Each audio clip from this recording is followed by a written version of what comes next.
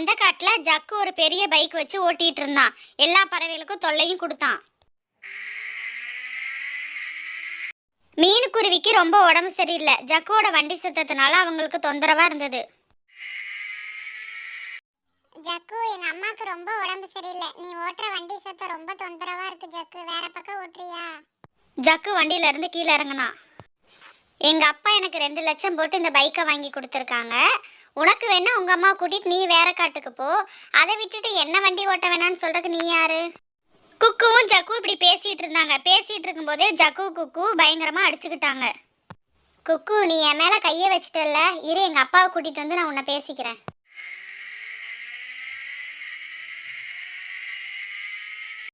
அப்பா, அம்மா, இந்த ஜக்கு இருக்கான்ல, அவங்க வீட்டுக்கிட்ட நான் வண்டி ஓட்டக்கூடாதாமாப்பா அப்படின்னு சொல்லி என்னை போட்டு அடி அடின்னு அடிச்சுட்டான்ப்பா. நான் என்னை அடிக்காதன்னு சொன்னேன். இந்த நோஞ்சாங்குருவிக்கு எவ்வளோ திமிரு பார்த்தீங்களா கட்டாஜி? அவனை சும்மாவே விடக்கூடாது. அவன் ரெக்கையை பிச்சுட்டு வாங்க கட்டாஜி.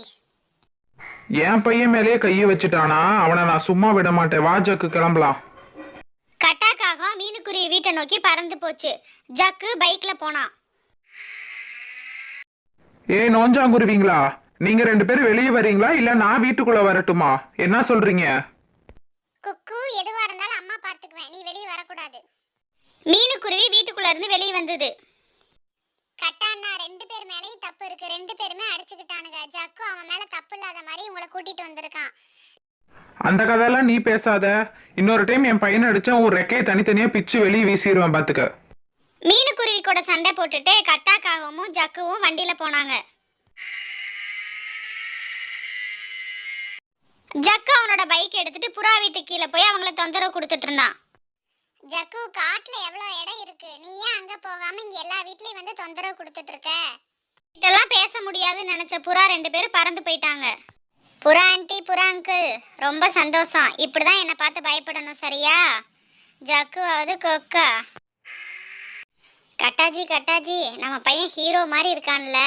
இந்த பைக்கில் அவனை பார்த்தாலே எல்லா பறவைங்களும் பயந்து நடுங்கணும். அப்படி இருக்கான் என் பையன். கஞ்சனா, அவனோட சந்தோஷம் தான் நம்மளோட சந்தோஷம்.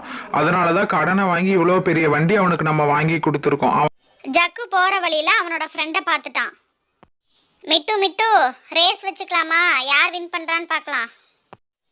சரி ஜக்கு, நான் ரெடி. நான் தான் எப்படி வின் பண்ண போறேன். அதையும் தான் பாப்போம் யார் வின் பண்றாங்கன்னு. வா போலாம். ஜக்குவும் மிட்டு ரேஸுக்கு ரெடி ஆயிட்டாங்க. 2 பேரும் ரொம்ப வேகமா போனாங்க.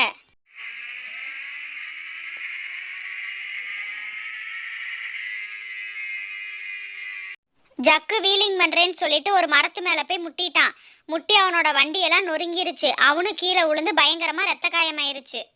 எல்லாரும் சொன்னாங்க வண்டி வேகமா ஓட்டக்கூடாதுன்னு. நான் இப்படி பண்ணி இன்னைக்கு என் உயிரவே விட்டுட்டேன்.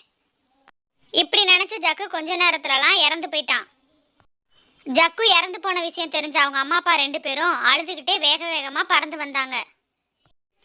ஐயோ ஜக்கு, நான் என்ன பண்ணுவேன்? நீ எந்திரிச்சு வாடா. நான் தான் தப்பு பண்ணிட்டேன் ஜக்கு. உனக்கு அளவுக்கு அதிகமாக செல்லம் கொடுத்தது என்னோட தப்பு தான் ஜக்கு. எந்திரி ஜக்கு. வண்டி வேகமாக ஏன்டா ஓட்டுனேன்? இன்னைக்கு நாங்கள் என்ன பண்ணுவோம்? உன் ஆசைக்காக தானே அந்த வண்டி வாங்கி கொடுத்தோம். காஞ்சனாக்கா, உங்களாலதான் உங்க பையன் இறந்து போயிட்டான். கடனை வாங்கி அப்படி அந்த வண்டி வாங்கி கொடுக்காட்டி என்ன காஞ்சனாக்கா? இன்னைக்கு உங்க பையன் உங்ககிட்ட இல்ல.